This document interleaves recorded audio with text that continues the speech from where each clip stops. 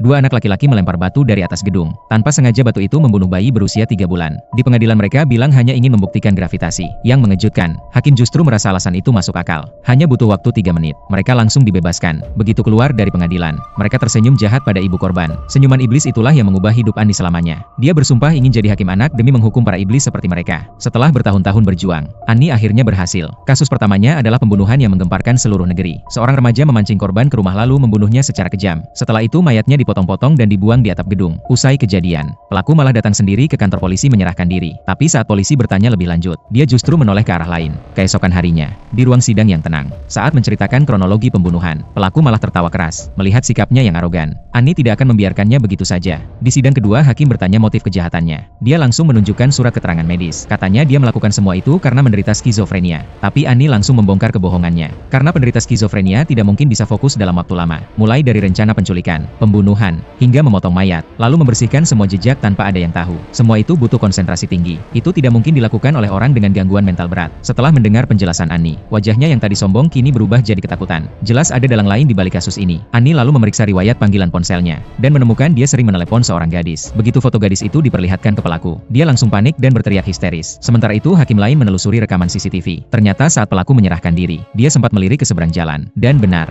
gadis itu sedang menatapnya dari seberang. Ditambah dengan rekaman CCTV di lift saat korban terakhir naik. Gadis itu juga terlihat mengenakan jaket yang sama seperti pelaku. Akhirnya hakim menemukan gadis itu sering ke warnet tertentu. Namun saat Annie hendak menuju ke warnet itu, tiba-tiba ada seorang wanita yang menghadangnya di tengah jalan.